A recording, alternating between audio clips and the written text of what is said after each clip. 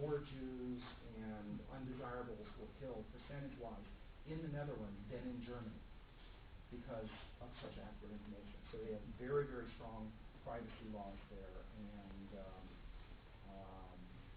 I'm appreciative that we can do things on the without getting into trouble on the iPhone store. But I imagine in the next year or so we're going to hear more about iPhone privacy, a lot more.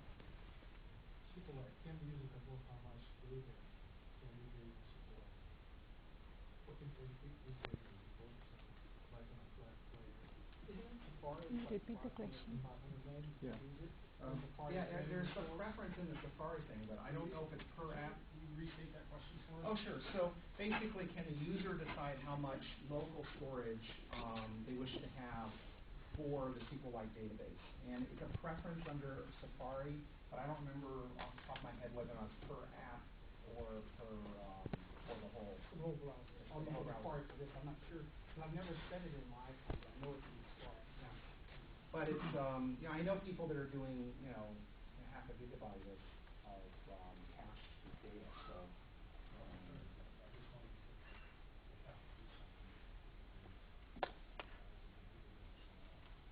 I haven't run into that problem so far. So the default Safari and actually here you can choose in the data storage to go from 1, 5, 10, 50 meg, 100, 5. That's in this. I haven't actually set it in my iPhone. It's kind of large. yeah, I don't know. Because they should offer granted control there because I got 16 gigs there, and it's flash RAM. Yeah. So that's faster than the drive on your laptop, unless you got the $800 extra update for solid state drive. You can upgrade that. I also seen some real interesting. Well, you have the same security requirements that you have with cookies. So you can basically only the domain and that created the data can have access to the data. But I've actually seen some real interesting things where people are putting JavaScript code into the SQLite application. So then basically UI changes because it's loaded in the application. So there's some interesting things. Mostly the people who are doing the innovative stuff here for this are enterprise. Do they have worker threads and everything? Sorry? Do they have worker threads and everything part of HTML5? I don't believe that's functioning now in HTML5 has some new threading things for JavaScript, and I don't think that that's in WebKit at this point. But I would assume because it's an HTML5 proposed standard that it will be. Yeah. There's a lot of cool stuff that's in the WebKit builds. If you get the WebKit version of Safari, there's a lot of things in there that are not yet on the Mac Safari, including a new JavaScript interpreter that screens. So I'm really looking forward to seeing that down on the iPhone. There's a lot of sort of difficulty with entering data once, regardless of whether you're using HTTP or web, with different issues.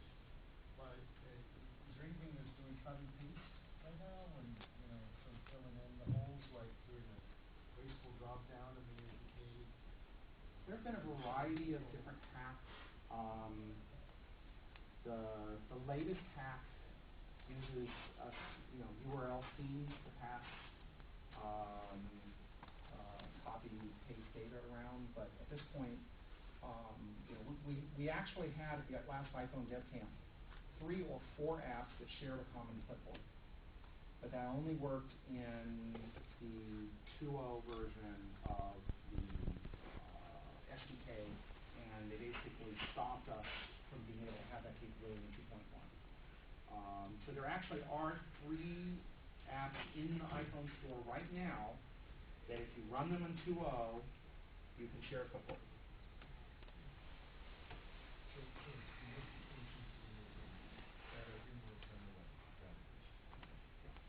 As far as copy paste on the web, there are some people that have done some interesting JavaScript things with that as well, but I haven't touched it.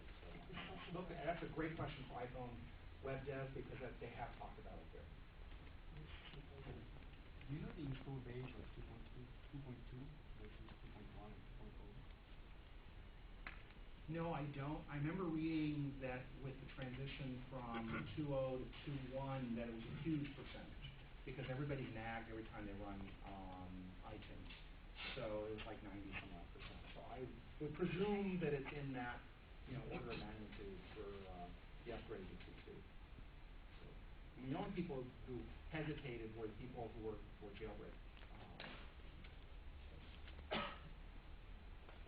sorry if this is unrelated, but can you talk to the Safari plugin support as to what that's used for so far? And Nothing at this point. I don't really know what their plans are for that. I haven't heard anything leaked about plugin support for iPhone Safari. and can you make any recommendations for us to make Safari a little bit more stable, just in general? I'm sorry? Can you recommend anything to make your Safari experience a little bit more stable on a daily usable basis?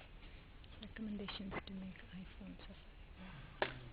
I mean, this is where my own personal experience, because I use far too many apps and have far too many things going on. My experience is relatively unstable. So for me, I just turn off my iPhone every once in a while, and when it comes back, it runs great. But I have a number of users who use some of my web stuff, and they say it never crashes. So I think it has a lot to do with what specifically you're doing and what pages you're going to. Okay, let's make this the last question. Go ahead. Al. Do you ever hear any rumors about paid web apps, like subscription type model? Perhaps Japan's mobile app industry was built on that kind of thing. I wonder if that's passed. I would love to see it. It's going to be. My personal take is that the Palm Pre is what I think Jobs wanted the iPhone to be. I don't know if you're familiar with how it works. But basically, the Palm Pre is WebKit, JavaScript, but with a huge library of additional calls that you can make that will basically do a lot of the operating system things, including a wide variety of 3D commands and such. It's even more extensive than what's available for widgets. So I think that's what Jobs really wanted to do with the iPhone way back when, and it didn't happen. They were kind of forced to do the SDK. Palm's done it with the Pre. It's going to be real interesting to see how well that does and what kind of apps come out for the Pre, because there is a business model with that, and with that I think might come some subscription, some things that if the competition shifts. All right. Thank you very much.